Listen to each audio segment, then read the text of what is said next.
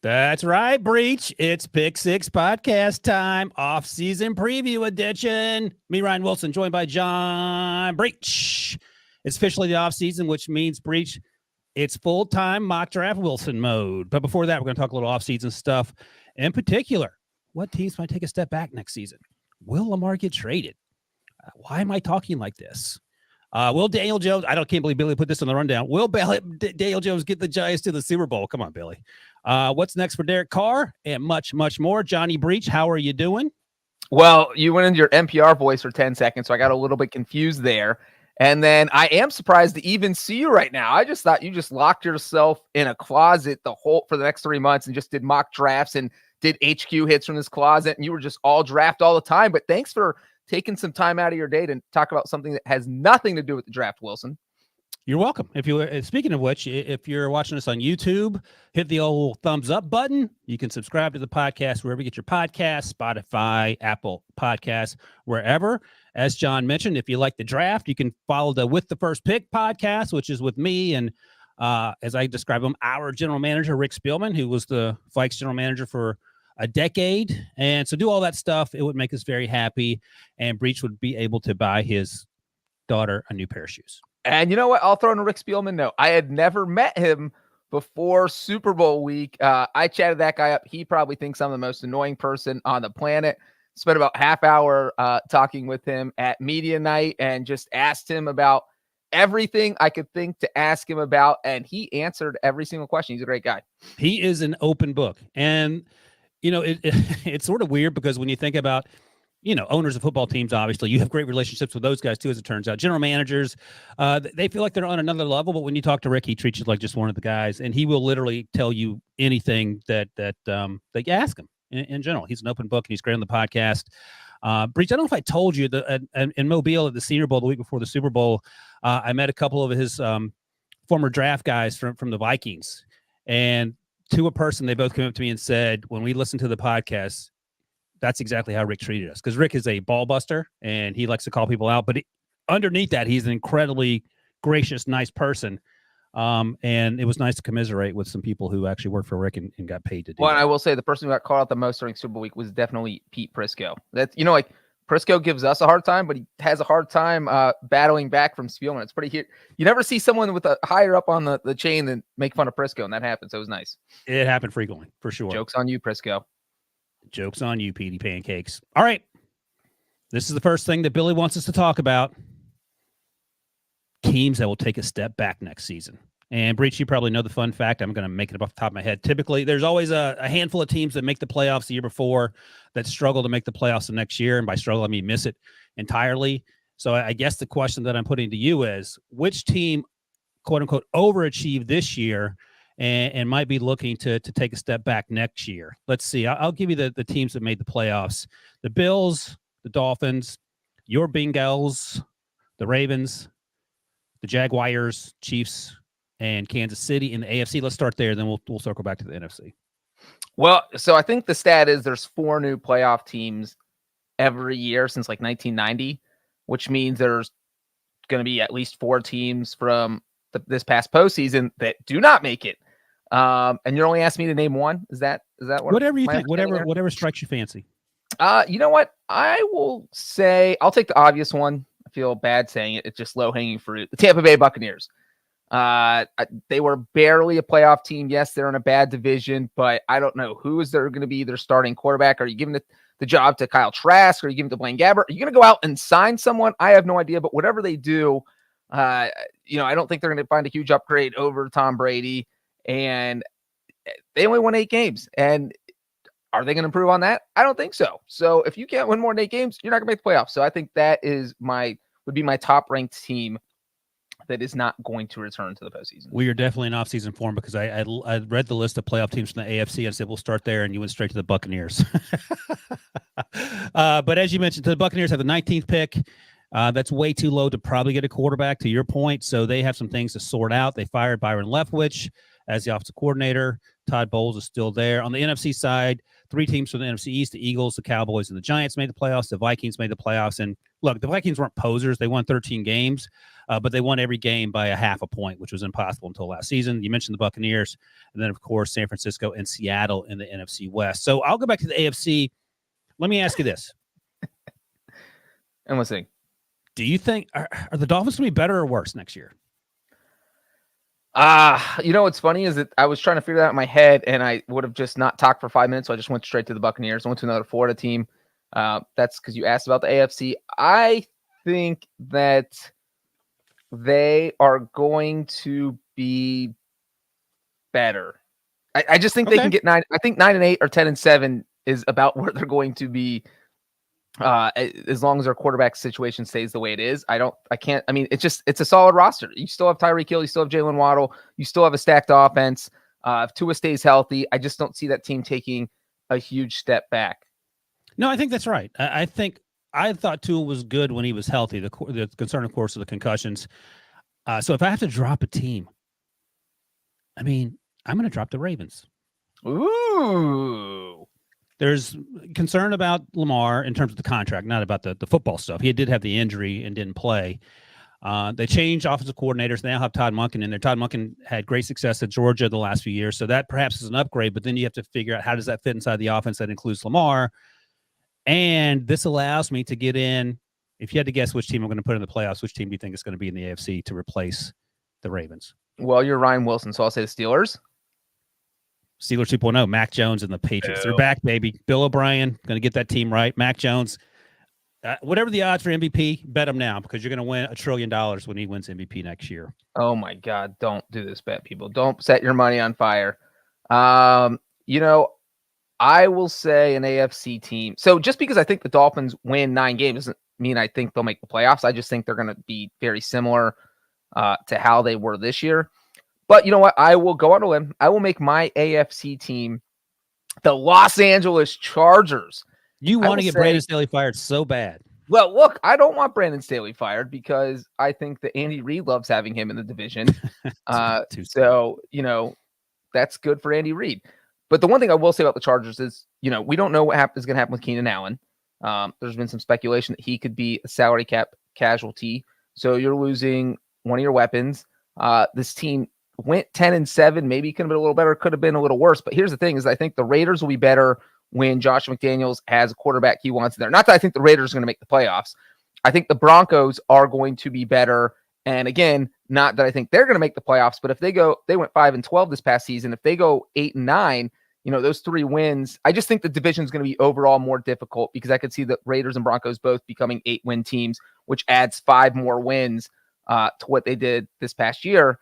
So I'm getting rid of the Chargers, and I'm going to put in the New York Jets or the Patriots, one of those two. So what about this? And someone mentioned this in the comments, Josh Dooley, I believe. The Bills are going to slip. Are you buying that? I could see the Bills slipping. They went 13-3, but I don't think they're going to miss the playoffs. Even if they regress by 3 games, they're still 10-7. I still think that's good enough to put them in the playoffs. So I could absolutely see them. The beatdown they took to end the season. So, we all remember the 13 seconds divisional round playoff loss to the Chiefs. That kind of thing puts a chip on your shoulder and says, oh, we are this close to the Super Bowl. We just need to make 1 or 2 moves. We'll get there. When you get a beat down like this, I feel like that makes you kind of reevaluate everything. Like, man, we had no shot in that game. Where do we stand in this conference? We don't even know. We're barely the 3rd best team at this point because the Chiefs and Bengals are 1-2. So I could see them taking a step back, but I just don't think just the AFC East. I just think they're the best team in the AFC East. So maybe 11 games wins the AFC East. The other thing is, I think we probably both agree that Josh Allen wasn't 100%, even though he didn't say his elbow was bothering him after that Jets game back in November, December, whenever it was. And I suspect his elbow will be 100% when he takes the field in September, and he'll look a lot more like MVP Josh Allen than end of season Josh Allen, who admittedly wasn't the Josh Allen we were used to seeing. All right, let's go. What do you want to say? No, agreed. All right, let's go to the NFC, which you already gave us a sneak peek. The Buccaneers are the layup, easy answer. All right, let me ask you this. Can the Seahawks make it back to the playoffs if they re-sign Geno? I'm asking you, do you trust Geno in 2 straight years? I don't think so. I think that I was on the fence between Tampa Bay and Seattle with who I would eliminate. It's not that I don't think, to me, they're like the Dolphins, but not as talented. Like, I don't think they're going to fall and be a 6-11 team. I think they're going to win 8 or 9 games next year. But, you also have this whole year of film on Geno Smith now. The Seahawks, I think, He's surprised. been in the league since 2014 or Well, whatever. I'm talking about in the sense that nobody knew what the Seahawks were going to be like, and I think they caught everyone off guard by how good they were. They're not going to catch anyone off guard in 2023. So I think it's going to be a little tougher for them to get to 9-8. So yeah, I'm throwing the Seahawks out with the Bucks. Okay, in that division, do they finish second, or do you think the Rams with no players on their team or the Cardinals with a new coach and an ACL torn quarterback have a chance to make noise against the 49ers? What's funny is I think I made a bet with Adam Beasley of Pro Football Network. Man, Beasley out there getting me drunk and roping me into bets. We made a $50 bet, and I said the Rams would finish in one of the top 2 spots in the NFC West. They don't have to make the playoffs. They just have to finish in first or second place. The Rams? The Rams. And Billy asks, do you think D-Hop would go to the Rams? Will that help them? I mean, I don't know. Their offensive line is an issue. They have a lot of old guys. Yeah, the offensive line, it definitely is the big issue. But I don't think the Cardinals are going to be better. I think the Seahawks are going to take a step back. So it just feels like the Rams, and not that I think they're going to make the playoffs. I just think they'll be the second best team in the NFC West. I think the Lions would be an interesting pick. And then I was going to ask you, what are the Lions' chances of winning that division? We don't know what we know now. Like maybe Aaron's there, maybe he's not. 40%. I think it's pretty high. I feel like I don't really like the Packers next year. It's just there's too much drama with Aaron Rodgers, and if you trade him away, then Jordan Love's a first-year starter. So man, and the Vikings could take a step back. I don't think they're going to win 13 games again. I was going to ask you, who do you trust more, Geno Smith or Kevin O'Connell going into year 2, quotation marks? Kevin O'Connell. Really? Okay. No hesitation. What about you? All right, I'm not going to take the Vikings. Who do you trust? I was going to say, the Vikings feel like a layup to pick not to make it because they did struggle. I would imagine they're going to fix the defense. Tampa Bay is the obvious one. I have to pick one of the teams in the NFC because 3 teams made it. So obviously the Eagles are going to win 2 football games. I'm kidding. Is there a chance Dallas misses? Like I feel better about the Giants than I do Dallas. Giants and Brian Daboll won with the same team that Joe Judge couldn't win with, and now they'll have, I don't know what the cap space situation is, but I imagine they have some cap space to go get players, and then they'll have the draft to continue to fix the roster that way. I just don't know the way Dak played at the end of the year, and maybe he was injured too, but we didn't hear about it. But he looked terrible. Well, he had his thumb. That knocked him out a few games. Same thing with Russell Wilson, and Wilson hasn't been the same quarterback since that thumb injury. Yeah, Wilson should be saying that every week when he talks to the media because that thumb injury was 2 seasons ago. The Cowboys won 12 games in 2 straight seasons. Like, to me, and you still don't trust them though. I don't trust them in the playoffs. I trust them in the regular season. Okay, classic Cowboys. They'll get the playoffs, and then all right, fair enough. All right, I'm going to go with the Cowboys as my early bet to miss the playoffs just because it's fun. Gosh. All right, Will Lamar Reginald Jackson III, I made up his middle name in his third part. Will Lamar Jackson get traded? I am 50-50 on this, but I'm going to say no. Why would he get traded? You just franchise him. Well, that's what I'm going to say. I'm going to say, but right. My answer here is no, because I think you franchise him. So there's at least one more season, and if you take the entire next year and you cannot hammer out a long-term deal, then you're just not meant to be. And also, this following season is once again Lamar betting on himself, because if he's on a 1-year deal and they get to the playoffs, then he's just going to be making more money. And the thing is that if you franchise tag him, and this is the downside for the Ravens, you have your price right now. Whether maybe he wants DeShaun Watson money, or and the Ravens are offering market value, which aren't the same because Watson has all that guaranteed money. But if you let Joe Burrow and Justin Herbert sign contracts, Lamar's money only goes up. He's only going to want more than them. So, if you don't get the deal done this year, it's tough to see the deal get done. So, yeah, I think he'll play at least one more year in Baltimore. All right, let me make sure I have the math right. The franchise tag for quarterbacks is $32.4 million. Does that sound right? That sounds low. There's an exclusive franchise tag and there's a non-exclusive. So maybe you have the NFL set salary cap. I'm just looking at something that Florio talked about back a few weeks ago. So let me double check. 32.4. So that's what it is. That's a bargain if you're the Ravens. Lamar doesn't want that. And if you franchise him 2 years in a row, it's 120% of the previous franchise tag. I believe that's right. And if it's 120% of their salary the year before, that means the second year franchise is only $38.4 million, which is also a bargain from the Ravens' perspective. If you're Lamar, I don't think you play on it. But that would be the incentive for the Ravens not to rush into paying him $45 million a year. You're saving $7 to $9 million a year on the contract by franchising him twice. And maybe you're I mean, first of all, you don't want to make him angry. So, but also, if you're the Ravens, can you imagine like going to that deal with Lamar saying like, man, you want $49 million a year? We can literally just tag you and save $17 million. Like, why would we convince us why we should do otherwise? Convinces why they should sign him to a long-term deal? No, if you're the Ravens and Lamar wants a $50 million a year deal with all of it guaranteed and he's not, oh, right, yeah. He won't negotiate on that because he wants the DeShaun Watson deal. And you're the Ravens, you're like, well, okay, or we can just give you $32 million for 1 year since you're not going to, listen to our negotiations. He just doesn't have as much leverage as I think he feels like he has. I don't know. Quarterback's really the only position where you do have leverage in the NFL. What's plan B? That's what I always say. Whether you fire a coach or you're going to get rid of your quarterback who won the MVP, what's plan B? I guess a season with Tyler Huntley. Yeah, boy. Well, then that's my team to miss the playoffs if that's the direction we're going. I don't know what your plan B is. And so that's an interesting situation. Hey, okay. They almost beat the Bengals in the wild card round with Tyler Huntley. Okay. Anyway. All right. So let's say Lamar gets traded. Lamar and the Vegas have been mentioned as a possible marriage in the future. That's not Josh McDaniel's style, number one. Jonathan Jones tweeted out on February 16th, which is the day we're doing this podcast. Per sources, it's my understanding that the Ravens did not fully integrate Lamar into the hiring process for the new offensive coordinator. And I mentioned they hired Todd Monken. You would imagine they asked questions about Todd Monken. It's not like the Raiders are the Colts or the modern day Colts in terms of haphazardly hiring people. So I would imagine there's a lot of talk about how does Lamar and Todd's offense work in concert. All that said, what's the best landing spot for Lamar in your mind? The Buccaneers need a quarterback. The Vegas needs a quarterback. Carolina, maybe they're tired of going down the free agent / trade route. I mean, who has the talent to, because you need the Ravens built their offense around Lamar Jackson. So what other team has kind of the personnel to build something similar? I would say the Falcons seem like the best. I was just thinking that. Go ahead.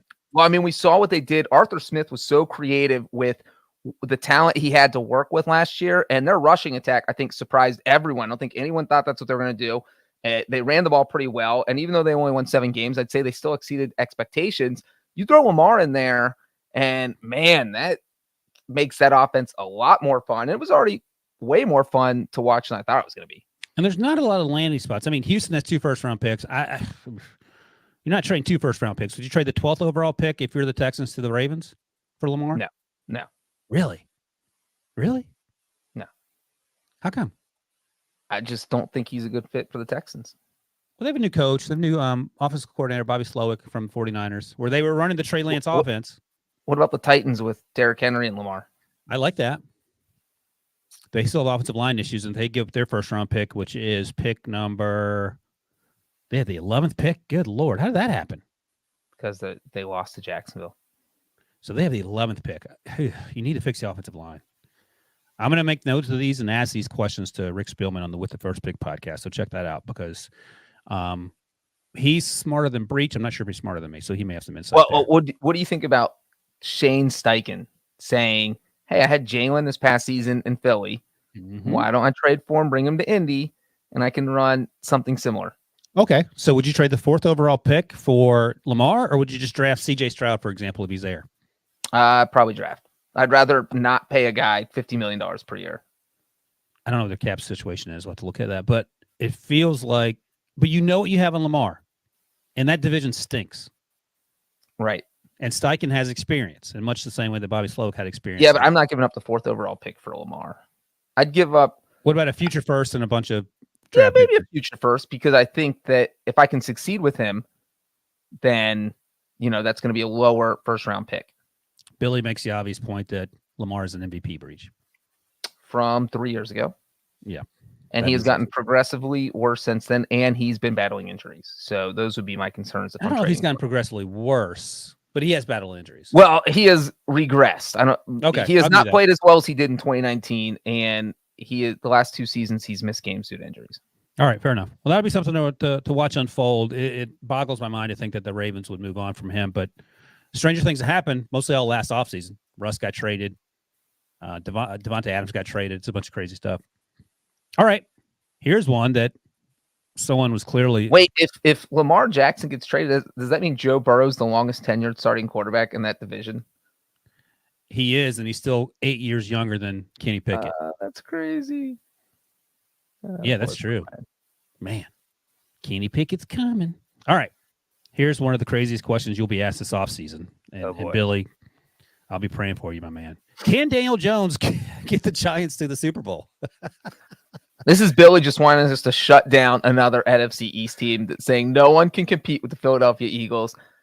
You know what my feeling is about Daniel Jones? If the Giants keep him, that's fine. Brian Daboll worked miracles, worked wonders with him this year, made him look like a good quarterback. And I think another year in Daboll's system will do wonders for Jones. I think he could be even better next year. But to me, he's got that Andy Dalton, Kirk Cousins ceiling. So disrespectful. And that ceiling is that you're not winning a Super Bowl with him. Like, he can get you the playoffs. You might even win a playoff game. But I just don't see them winning a Super Bowl with Daniel Jones. I think Brian Daboll's the best thing to happen to Daniel Jones, and that's no grand proclamation, but I like him a lot more. And he was one of those guys. Prescott said this at the time during the 2019 draft, that NFL teams like him a lot more than NFL draft media, and that was the case. Same thing with Mac Jones a few years ago when I was driving the McCorkle Jones train, and that'll be the case this year with Will Levis out of Kentucky. But I think the takeaway for me is, and again, incredibly obvious, the landing spot, the system you're in is so important. Brock Purdy's an example, of course. Josh Allen is an example. He had Brian Daboll. And I think that Brian Daboll was a professional lifesaver for Daniel Jones. Saquon to a lesser degree. I think Saquon was just healthy. But what he got out of that team, Brian Daboll, with basically the same personnel, and trading Kadarius Toney and having Wan'Dale Robinson get hurt early in the season and lost for the year is pretty remarkable. I'm glad he won Coach of the Year. That said, your point is I'm trying to think. Like, I think he's more closer to Kirk Cousins than Andy Dalton, but the overall takeaway, you ain't winning the Super Bowl with either one of those guys. And there are very few quarterbacks you win a Super Bowl with anyway. I saw a stat somewhere, Breech, that only 4 active quarterbacks have won Super Bowls. And that's with Tom Brady out, that sounds right. Yeah, so obviously our guy Patrick Mahomes, I don't even know who else is on the list.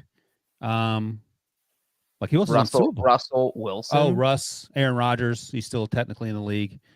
And maybe I almost said Matt Ryan, and there's somebody else that I'm missing, I think. But I don't know if that list includes, because does Jimmy Garoppolo count, or is this starting quarterbacks only? Well, he's a free agent now, but he's going to play Jacoby Brissett, all those Patriots quarterbacks that played with Tommy Brady. No, I think you had to start the Super Bowl. Okay. So Matthew Stafford, Jimmy Garoppolo, maybe if you're counting non-free agents. Technically, but it's a short list is my point. So Daniel Jones would have a tall hill to climb. That said, I think they make the playoffs over the Cowboys as we sit here on February 16th. Doggy. Let me ask you this. Let's think of a neutral team. Okay. What's a neutral team? It's middle of the road. What about the Titans' offensive line stinks? Let's go with the Packers. So if you're the Packers, would you rather have Daniel Jones or Dak Prescott? Are we talking about Dak coming back from thumb injury? One we saw in January. The same guys. January Daniel, January Dak. Who's the coach of my... Everything else stays the same. I would say Dak. The thing that you hesitated is what's troubling. So that's why I think Daniel Jones, he's on the up, and I'm concerned about... I want to see what happens in a post-Kellen Moore world. I don't know if Kellen Moore was the end-all, be-all. He's with the Chargers down Herbert, so we'll get a sense of that. But they have a new offensive coordinator, and Mike McCarthy's still there. All right, another quarterback, and right now he's the belle of the ball, as they say, Breech. Derek Carr got released because he refused to be traded, had a no-trade clause, can go wherever he wants. The Saints are a popular destination. The Giants are a popular destination. Not the Jets, excuse me. We didn't mention Lamar going to the Jets, but that I would imagine that would be in the mix. Better fit for the Jets, Lamar or Derek? I think Derek Carr. Really? I just think that based on what that offense does, that Carr is more of a quarterback that fits that situation. What? Billy disagrees. I don't know. I like Derek Carr. I think I picked him. No, I didn't. 2 years ago when they signed Marcus Mariota in Vegas, I picked Mariota to win the job after 4 weeks and take that team to the playoffs. Obviously, that didn't happen. Derek Carr played pretty well. He played okay this season under Josh McDaniels. Obviously, he got benched at the end, and Jarrett Stidham came in. But Derek Carr's better than Zach Wilson as well. But is he good enough to get that team with that defense in New York for the Jets into the playoffs? Well, I think that if you're picking between Carr and Lamar Jackson, they're so different.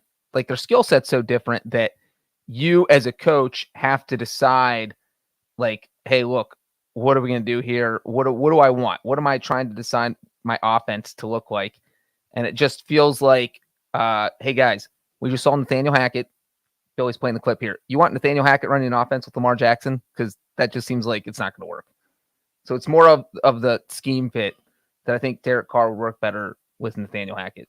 Well, the other thing, like I don't disagree. The other thing is the Jets won 7 games with Zach Wilson starting some of those games. Flacco starting some of the games. They beat the Browns with Joe Flacco. And, of course, Mike White, who was a breath of fresh air.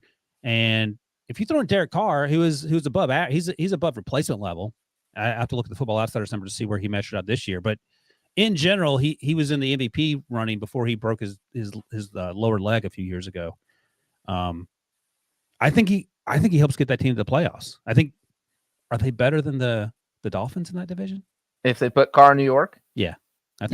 Look, if I'm Derek Carr, I'm having my representatives call up 2 teams. I am saying either get me on the Jets or get me on the Carolina Panthers. Oh, wait, what about the Saints or the Bucks? I just think the Panthers are a team that feels more like they're a quarterback away from winning the NFC South than the other two. So like their coaching staff is actually legit. Like they have, right. I mean, Frank Reich, you give him a quarterback, and so if you put Derek Carr on the Panthers, I think they could win 10 games. I don't think the Bucks with Derek Carr are as good as the Panthers with Derek Carr. I don't think the Saints with Derek Carr are as good as the Panthers with Derek Carr. So I just think if I'm picking an NFC South team and I'm Derek Carr, that Carolina would be on the top of my list. Not only that, do you know who they hired the other day? Who? My guy, Jim Caldwell. Oh, Jim Caldwell. So they have Jim Caldwell on staff. They have Josh McCown on staff, the guy who was supposed to get the Texans job last year. They have Dom Capers. They literally have 3 former NFL head. It's like David Tepper was so burnt out on Matt Rule, a guy who had no NFL experience. He's like, we're just going to hire every NFL head coach and get them on the staff. And I don't care how much it costs. That's right. Ejiro Evero, the Broncos defense coordinator, moved over to Carolina. The idea that Rex Ryan could be the Broncos defense coordinator is absolutely fabulous as well. But I think the Panthers call is a good one, even though on paper, maybe not even on paper, because the way that Steve Wilkes ended the season going 6-6 with the Panthers and that makeshift team, maybe they're already better than the Bucks, who are, they're a shell of themselves now in a post-Tom Brady world. And of course, the Saints, my guy Jameis didn't work out. Your guy Andy Dalton, non-surprisingly, didn't work out either. All right. What's that supposed to mean? Not surprisingly. Not to me. You were shocked. He had 0 talent. Michael Thomas was injured the whole year. He didn't get any help. Well, that's one Mike. I'll ask you about another Mike. Is Mike Evans on the trading block? The only thing I would say about Mike Evans is that, look, you're the Buccaneers. Tom Brady's gone. I feel like you need to be in rebuild mode. And if you think you can dump Mike Evans, who has like a $23 million cap hit, and you think you can trade that away and save some money and get some compensation in return, then I would do it. Yeah, he only has 1 year left on his current deal. He's only 22. He won't be 30 until next season. He was drafted, I think he was in the 2014 draft. I think because he played with Johnny Football, but still one of the best players in the NFL. I had heard that Tom Brady liked throwing the ball, trusted Chris Godwin more than Mike Evans. So Mike Evans still made a ton of plays, but it does feel like this team is in rebuild mode, whether they want to admit it or not. I mean, trying to think, like, I don't even know where he might end up and what you're willing to give up for him. Well, I mean, anywhere in like like Bills and Patriots, I think could both be interested. Get a proven wide receiver. Yeah, that's the thing. I don't know what the Buccaneers asking price would be, but it can't be super high. The Bears, I mean, they traded for Chase Claypool, but I would imagine you want to add some more weapons. Does Mike Evans want to play in cold weather? He went to Texas A&M. The answer is probably no. Let's see. Who else is there? The Seahawks don't need wide receivers. The Rams potentially. We heard Billy mentioned D-Hop earlier. I don't know. The New York Football Giants. Giants are definitely a landing spot. Maybe the big market there might be interesting to Mike Evans, even though it's cold there. We got Billy mentioning the Chargers because Keenan Allen might be gone. And Billy put one more silly thing here on the end of the rundown. We'll take a quick break. But Tanu from Dak, if you're the Cowboys, I mean, I think the answer is no, because my follow-up is always... vitriol from Billy on NFC East teams is amazing. And the final one is, should Jalen Hurts already be in the Hall of Fame? I will say, though, do you think, and look, this is not saying that Dak Prescott is the same talent as Andy Dalton or Kirk Cousins. I think he's better than both of those guys. But does he have the same ceiling? Or can the Cowboys win a Super Bowl with him, Ryan? Dak? No. Yeah. I think the Giants are more likely to win a Super Bowl with the personnel around Daniel Jones and the coaching than Dak. Well, so if you can't win a Super Bowl with your quarterback, do you cut ties at some point? Well, common sense says yes, but Jerry Jones feels differently, it seems, about Dak. So I think the question here is, how much longer do you go with, look, I'm going to use the Bengals example. And again, I think Dak Prescott is a better quarterback than Andy Dalton, but the Bengals draft Dalton in 2011. The Bengals go to make 5 straight playoff appearances, but they eventually got to a point where they said, Dalton's not getting us to the next level. We got to move on, even though they had gone to 5 straight playoff appearances. So now you have the Cowboys, where Dak has been the starter for 7 seasons now. They've gone to the playoffs 4 times, but they've never made it past the divisional round. So do you get to a point where you say, all right, it's time to see if there's something better out there? Yeah, I'm not going to push back on that, but I don't know. What's plan B? Number 1, Cowboys have the 26th pick. And, Jerry's been known to fall in love as well. We talk about Tepper and Irsay willing to wheel and deal for a quarterback. I would imagine that Jerry would be too. But, I mean, okay. Well, I think one thing, though, is that his contract only runs through 2024. So maybe that's he'll probably be looking for extension after the upcoming season 2023. But you're like, let's let this one run out. If he doesn't get you the conference title game in 2023, that's when you say, you know what, let's work. We'll go through this entire contract. We'll let him play it out, and we'll see what happens. What if the Ravens want to trade Lamar for Dak straight up? Straight up. I think I probably do it if I'm the Cowboys. And I would the 100% Ravens. do it. Both teams. I don't think that's oh man, that would be insane. The internet would break if Dak Prescott got traded for Lamar Jackson straight. The Ravens will be worse with Dak, I feel like, just because Lamar does a lot on his own. All right. We're going to take a quick break. When we come back, we're going to talk about the Jets, Trevor Lawrence, Russ and Sean Payton, and some old Jared Goff talk right after this. Equality gets no timeouts or tryouts or second chances. February reminds us we can change our circumstances. We give thanks to the athletes who took big risks, who beat the odds despite being oddballs because of their skin. But to change the status quo, you have to be willing when silence is comfortable. Speaking out is an act of resistance. This is the month we remember. But more importantly, we dream of something bigger. All right. We're back, Breech. And we talked already about the Jets and the quarterback situation, but I'll ask you this. Our buddy Jason Lockham-Ford tweeted that he talked to more than one general manager during Senior Bowl week. And something very interesting came about. Justin Fields may not be the quarterback for the Chicago Bears. He may be on the trade market. I didn't hear that, but I wasn't looking to hear that. I didn't hear that from other folks who follow the NFL closely, but it doesn't mean it's not a possibility.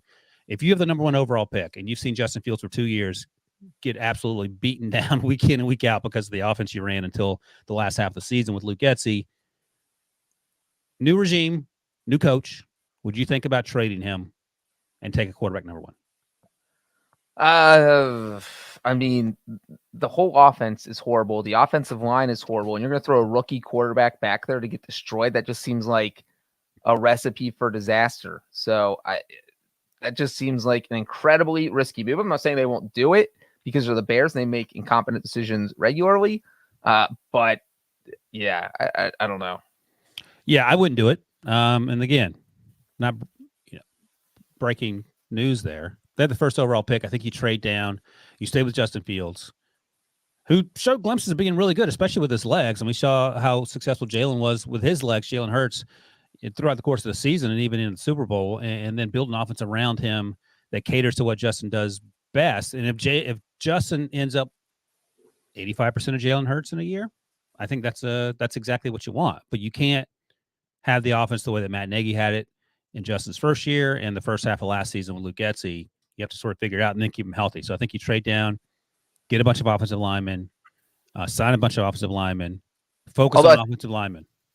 Wilson, I do think it's hilarious that Justin Fields went on the Part of My Take podcast and said he hates playing in cold weather. Like, man, Oh, you boy. play in Chicago, and that he hopes a dome gets built. Well, guess what? If a dome gets built, it's not happening for at least 5 to 7 years. So you're stuck playing out in the cold. And that's not a great thing I want to hear if I'm the head coach or the general manager of the Bears, that my starting quarterback doesn't like playing in cold weather when you're playing 6 weeks of the season, or 8 weeks, starting mid-November, and now the regular season goes through mid-January. So you're talking about almost 2 months where you could have incredibly cold weather. So that was just an interesting comment by Fields. A couple things. 5 to 7 years when that dome is built, Fields will be in a wheelchair by then. Number 2, he played Ohio State. All right, Bill, yeah, and the thing is, he's from Kennesaw, Georgia. I lived in Atlanta for a few years. They get winters there. It's not like this is living in Hawaii or South Florida where it's 70 degrees year round. I mean, he's lived in normal 4-season weather, and he just doesn't like cold weather. If you're watching on YouTube, Billy put up the comment from Justin Fields that Breech mentioned. It's very difficult to adjust to. I hope we get a dome. End quote. Again, Chicago is colder than Columbus, Ohio, but it's not. I don't know. Maybe the wind is an issue. I don't know. But again, that's a weird thing to say when you're in year 2 of potentially a 5-year deal. All right, let's talk about it. I asked over the first half of the season what was up with Trevor Lawrence, and Trevor Lawrence heard that, took it personally, started taking his job seriously and going into work and doing more push-ups, and he flipped a switch, he and Doug Peterson in that offense, and they played well up until the final game against the Chiefs in the playoffs. Can Trevor Lawrence take that next step? And I would imagine that next step is making it a little deeper into the playoffs, perhaps building on winning the division, win more than they went 9-8, which was they wanted the division, but improve on that and all around improve as a team that people now take seriously, even though they play in the AFC South. You know what? Trevor Lawrence cut his interceptions in half playing for a competent head coach. He more than doubled his touchdown pass total. And I think that giving him another year in Doug Peterson's system, that he can absolutely take the next step, because he fell like 7 steps backwards playing for Urban Meyer. So he's like, I think it's going to be easy for him to get back to where he was. And then now you just got to keep moving up. And yeah, I do think that this might sound crazy or not sound crazy, but it just feels like Jacksonville might be the run of the kings of the jungle in the NFC or the AFC South for a while. Yeah, I'm looking at that. I mean, we'll see what happens with Houston and the 2 draft picks that we mentioned. But even if they get whatever quarterback they love at number 2, they have a lot of other issues to fix on both sides of the ball. Well, and like the Colts could absolutely be good if they get their quarterback situation figured out. But like Jacksonville's just, they're pretty decent everywhere. Everywhere. You know, like there's not a team that has like a gigantic weakness like the Titans offensive line, the Colts quarterback situation, the Texans half the roster. So it's just Jacksonville was built smartly over the past couple of years. All they need to figure out is how to cover Travis Kelce, and then they'll win the Super Bowl, because that was a huge concern for them in the playoffs. All right. Yeah. So, we talked about in the post-Nathaniel Hackett world, when the next Denver Broncos coach is hired, he needs to be someone who could take the reins of that organization. And by that, I meant control Russ Wilson, because given how things ended in Seattle, it was clear quite quickly that Pete Carroll and John Schneider were right and Russ Wilson was wrong. Things went sideways, whatever the worst sideways way you can go. That's exactly how the Broncos were, to the point that Nathaniel Hackett got fired before the season was over. Russ looked like I'm not even exaggerating, one of the worst quarterbacks in the history of organized football. So Sean Payton is here. Rex Ryan might be following, which is fun to think about. Sean Payton, I think we talked about this on the podcast. He's not going to allow Russ to have his workout guy in the building, I believe was one of the stipulations. There are going to be some rules in place. Can Russ and Sean work amicably together? And will this team – now, look, they're going to be better than they were last year when they won 5 football games. But are they going to scare the Chiefs and or the Chargers, who you think missed the playoffs, or the Raiders in the AFC West? See, as the guy who picked the Broncos stupidly to win the Super Bowl last season, this is exactly what I didn't want, where mid-season was like, this team's terrible, and I'm glad I'm out. I'm out on them. And then they hire Sean Payton. It's like, and you just totally redeemed yourself. So that's where I am right now. And it makes me sad that I'm back in on the Broncos. I do think this is just a great move for Payton. I kind of say this on when Payton got hired with the podcast. I just feel like it's win-win for him, because if he fixes Russell Wilson, the Broncos are good. He's going to get all the credit. If he can't fix Russell Wilson, the Broncos are bad. Then everyone's just going to assume Russell Wilson was horrible and can't be fixed, and that's not Sean Payton's fault. So there's no downside for him. I do think they'll win more than 5 games because that offense also dealt with a lot of injuries. I mean, they had offensive line injuries, wide receiver injuries. Javonte Williams got injured. So they weren't healthy at all throughout the season. And so with everyone healthy, you have Sean Payton calling the plays, running the offense. And I think they improve at least 2 or 3 games minimum. So we're looking at 7 or 8 wins. And then, if Payton can fix Russell Wilson, maybe we're talking about 10 wins. I love that you're trying to ease back into the pool after you just did a cannonball in the shallow end and broke your coccyx trying to pull for the Broncos last season. So look, wait a second. That cost a first-round pick, a late first-round pick to get Sean Payton. And you're like 7 wins is a step in the right direction. Like, how patient do we have to be? Russ Wilson's a Hall of Famer. So what are we waiting on? How patient does Payton have to be? No, if you're the new owners, the Walmarts, shouldn't you want to win? Shouldn't you be wanting the playoffs? Yeah, that's why they got Sean Payton. Yeah, they absolutely want the playoffs. But I'm saying if Russell Wilson is horrible, Sean Payton go to the owners and look, say, I know he's going to say, look, I had nothing to do with this dumb contract we gave Russell Wilson, but I think we need to move on. And so you either figure out a way to move on after 2023, but that's only if he's horrible again. So that's the whole thing. The ownership's not going to blame Sean Payton if Russell Wilson is bad next season. So, all right, let me ask you this. So let's say last season for Russ Wilson was a 0. Let's say him at his best when he was going to the Super Bowls with Seattle, with the help around him, was 100. What do you expect Russ to be in 2023? Better than last year. I just think that you got to give me a number, 0 to 100. 84. 84. Did you hear the scale? 0 was last year. 100 was him at his best in Seattle. You think he's going to be 84 next year? Yeah, he's going to be like a B- compared to his best year in Seattle. Holy cow. C, 78. I'm going to go down 6 points. I'll go down the 70s. So, okay, that sounds better. What if he's angry about not being allowed to have his personal coach into the building? Well, then he's going to have a chip on his shoulder. And then he'll say, hey, what if I win the Super Bowl? Can I bring my coach back in here? And they'll be like, sure, Russell. And then they win the Super Bowl and they're like, haha, joke's on you. No, play with the chip on your shoulder again. All right. But just real quick. Yeah. The Russell Wilson's cap hit, his dead cap for 2023, which, he's not going anywhere. It's $107 million. This is from Spot Track. For 2024, though, and that's the year where I'm thinking if he's horrible in 2023, Payton's going to be like, let's move on. His dead cap that year is $85 million. So there's not even a realistic way. I mean, I'm sure the post June 1st will cut that down to maybe a little bit under 50 million, but it's still such an absurd number. But there's no way out of this contract for the next 2 years. Folks in the comments have low expectations for the Broncos. You mentioned that you think the Chiefs are going to miss the playoffs. I mean, I'm sorry. Well, hold on. That's because Billy put the over under at 9.5. So right. You mentioned the Chargers, not the Chiefs, would miss the playoffs earlier in the show. Who wins more games, the Chargers or the Broncos? I did not say the Chiefs would miss the playoffs. No, I corrected myself. I said the Chargers. Okay.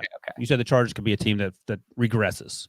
Okay. The Chiefs are going to win the Super Bowl again. I don't want to get yelled at by Chiefs fans who are still probably still hungover from the parade. So who wins more games next year, the Chargers or the Broncos?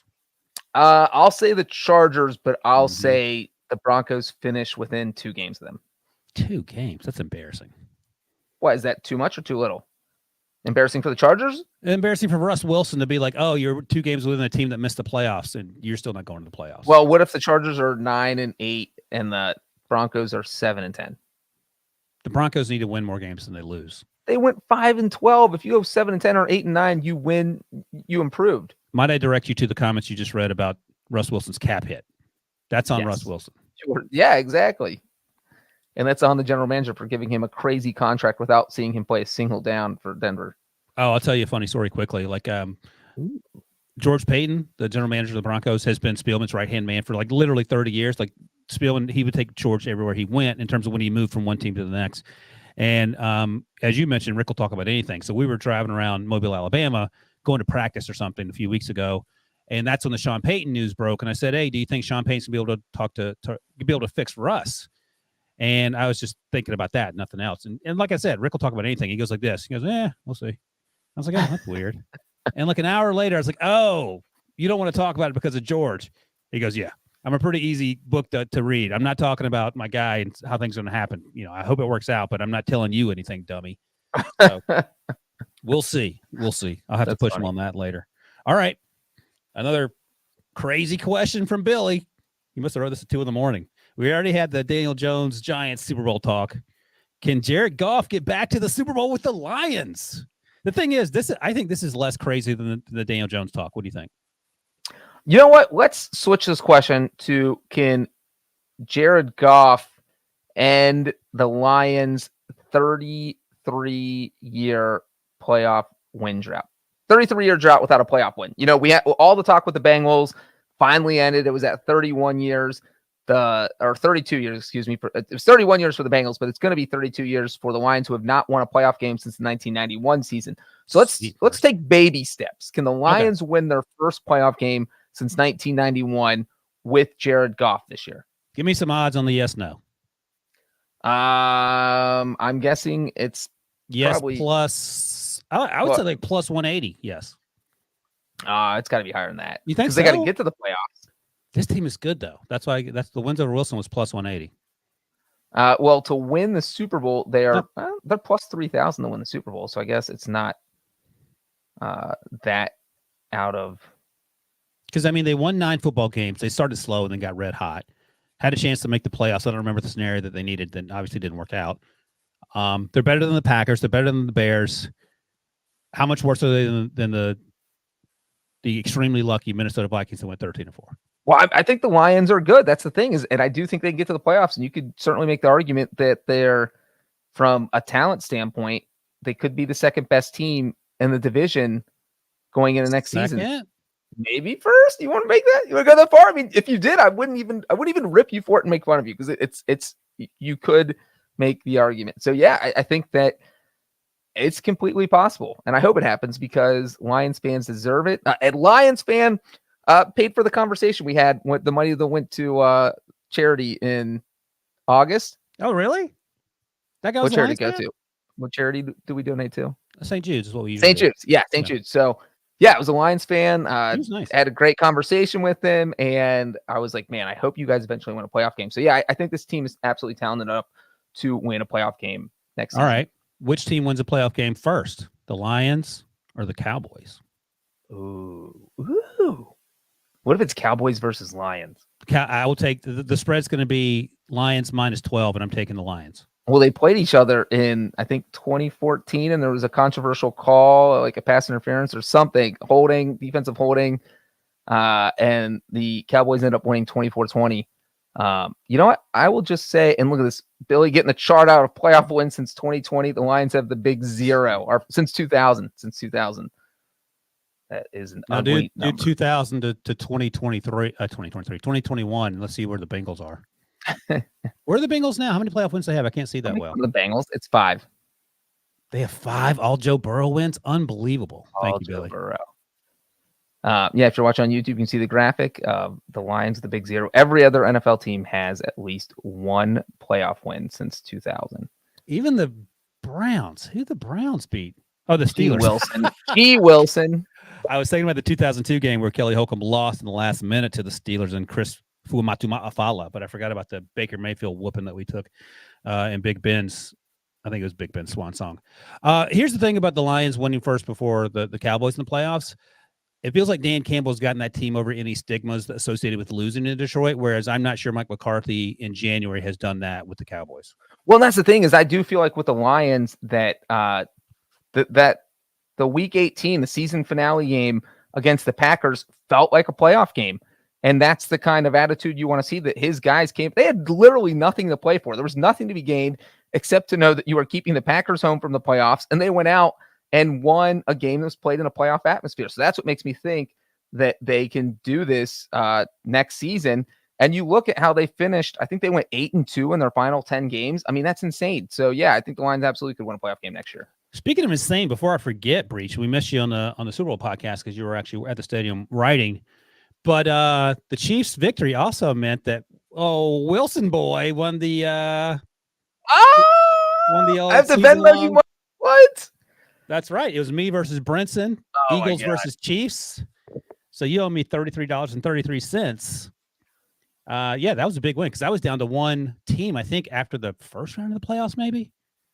It looks like you were falling apart. And you know what I'll say is that I was secretly rooting for you because I didn't want Brinson to win 2 years in a row because his head would get too big. He did win last year. Tell him to bring me my money. That's right. Is that how the kids do it, man. Billy? Do you even have Venmo, Wilson? Do you even know what Venmo is? I Venmo you $5. Remember that? Oh, yeah, that's right. I can Venmo you that $5 back plus $28.33. All right, one last thing, and then we'll get out of here. All right. And this is actually Billy finally put a good question on the rundown, and this is a good one. Last year, the Browns went 7-10. DeShaun Watson was suspended for the first 11 weeks, I believe, of the season. And when he came back, he looked terrible. And there's no other way to put it. Jacoby Brissett looked much better. And hopefully Jacoby Brissett gets a job somewhere, probably as a starter. I mean, there are plenty of teams who need quarterbacks, and he's sort of that gap guy that we talk about all the time. Is DeShaun Watson ready to turn the Browns organization around? We're looking at the graphic here on YouTube. They have one playoff win since 2000, thanks to Big Ben. But a year ago this time, that was another big offseason move that we were talking about. DeShaun Watson signed a 5-year, $230 million contract, all guaranteed. His cap hits are insane. They're not going to do anything with him. I mean, the dead cap hit, should they cut him right now, is $219 million. And we were laughing about Russ Wilson's dead cap hit. You cannot get rid of DeShaun Watson ever. Like, his contract runs through 2026. In 2026, his dead cap is $54.9 million. So, you know, it's going to get worse before it gets better. So you're stuck with him, and that's just reality. You're in an arranged marriage. I don't know if it's a loveless marriage yet, but how confident are you that DeShaun Watson can regain his form and get the Browns back in the conversation? Forget the AFC, but in the AFC North. I mean, it's not like, how many great games did he even play? I realize he only played 6 games after serving his suspension, but he didn't look like a good quarterback out there. I mean, he didn't have a single 300-yard game. He only threw over 200 yards twice in 6 games. And so maybe it was Stefanski trying to ease Watson back in, because it is not easy to miss whatever 11 or 12 games of football, and you're not in football shape, and you don't have as good of a chemistry with your receivers and tight ends. And I get all that. So I do think he'll be a little bit better in 2023, but saving the Browns organization, like, I don't think they're better than the Bengals. I don't think they're better than the Ravens with Lamar. And keep going. I'm not sure they're better than the Steelers. So what? Steelers won 9 games. And what do you do? So, like, what if DeShaun Watson isn't good in 2023? What do you do if you're the Browns?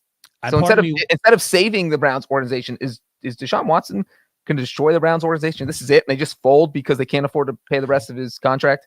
Imagine being the final piece of the puzzle that destroys the Browns, an organization that's been teetering on the brink for decades. Part of me wonders if at any point the front office / ownership asked the league just to suspend DeShaun for the entire year, because it felt like once you bring him back, the pressure's on that he has to perform right away. Right. We all knew he wasn't going to, because they didn't play in 2 years. And what's the difference between 2.5 years off and 3 years off at this point? I think you come back, you start fresh. I think he was allowed to take part in training camp last year. He played in the preseason games, if I recall correctly. But again, you're taking that 2.5 months off in between the last snap you took at practice in August or September and playing real snaps in games that are much faster. I wonder if that would have made a difference, or just sort of push kick the can down the road. Let's see.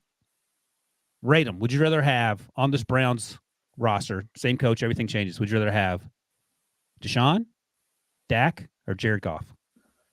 Oh my God. I don't even know. That is just, why would you put me in this situation? That's the dilemma they find themselves. And one of these guys costs a lot more than the other two. Dak has a nice chemistry with Amari Cooper. Does that count for anything? Yeah, I mean, Watson probably isn't my number 1 pick there. I think the takeaway is that whoever the quarterback is, they're probably still finishing 3rd or 4th in that division, unless something happens crazy with him in Baltimore. So, yeah, the answer is that Watson is probably not ready to save the Browns. It's not entirely his fault. The Browns typically Browns it up, and they did it again last offseason. And my buddy, who's a hardcore Browns fan, and he has been his entire life, I went to college with him, says to me all the time, and I'll ask you this, Breech, would you rather have DeShaun, or would you rather have all those draft picks that you had and all the money and just roll with Jacoby Brissett last year and then reset now? For me, it would be the second one. Right. I don't even think about that one. Yeah, he said that from Jump Street, and regardless of the off-field stuff, which is a huge problem, no doubt about it, but just in terms of the on-field productivity, lack of productivity. All right, Breech, anything else? Wilson, that was fun. Yeah. And if you haven't read Breech's story about the guy who caught the football, the game-winning kick in the end zone after flying there that same day, go read it on CBSSports.com. He was whining about that. So go check that out for him. Give this video a thumbs up if you liked it, or if you didn't like it. Doesn't matter. Just give it a thumbs up anyway, because I don't think you're allowed to give thumbs down on YouTube. Smooth move Google, and we'll be back soon. By the way, with the First Pick podcast coming up on Thursday as well. Breech, we're going twice a week now with the draft approaching, so check that out. Otherwise, we'll see you guys later.